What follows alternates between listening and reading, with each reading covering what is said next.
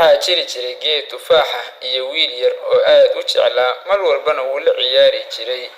maalin maalmaha ka mid ah ayuu waxa uu koray meesha ugu sarreysa waxa uuna soo goostay xabad tufaax. markii uu cunay kadib waxa uu seexday hooskii geedka.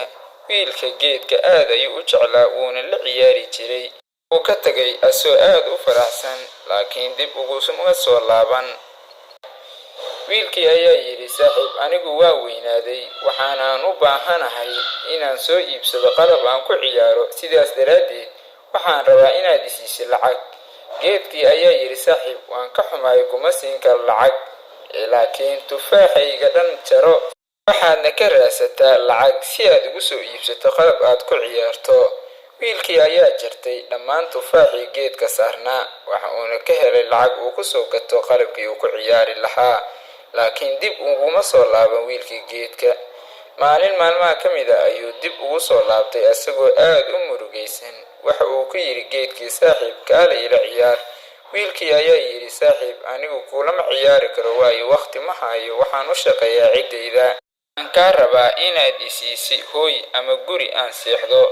geedkii ayaa ku yidhi, saaxiib, waan ka xumahay ma hayo wax guri ah, laakiin waxaad goosataa laamahayga waxaana ka samaysataa guri. wiilkii ayaa sidaas sameeyey. waxa uuna goostay dhammaan laamihii geedka waxa uuna ka samaystay guri, laakiin nasiib xumo dib uguma soo laaban wiilkii. maalin maalmaha ka mid ah ayuu haddana dib ugu soo laabtay geedkii asigoo duqoobay.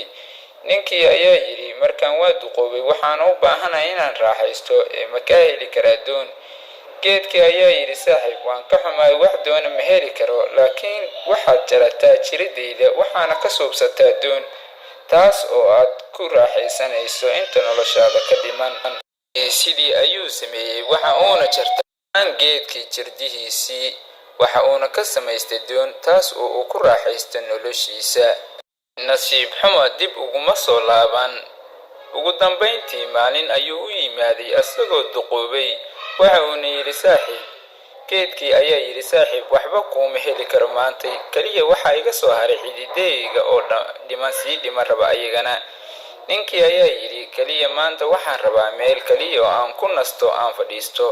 ninkii ayaa yidhi, soo dhawow saaxiib, kuna naso inta keliya ee jirideyda ka hartay. sheekadan ayaa sheegaysa inay geedku iyo waalidku isku mid yihiin, waayo waalidka waan la ciyaarnaa marka aan yarnahay waana jecelnahay, markaan weynaano waan ka tagnaa waalidkeena ilaa waxaan u soo laabanaa keliya markii aan uga baahano waxaan rabno ama ay dhibaato nala soo gudboonaato. sidaas ay tahay waalidiintu uma arkaan wax dhibaato ah ee waxay noo sameeyaan wax walbo annaga aan ku faraxno. haddii aad nala soo gaartay saaxiib dhammaadka sheekada waxaan kaa codsanaynaa inaad subscribe saartay janaalkeena, like-na aad noo saartay si dad badan ay u gaaraan aadna u noqotay daawadaha ugu horreeya ee wax walbo aan soo dhigno.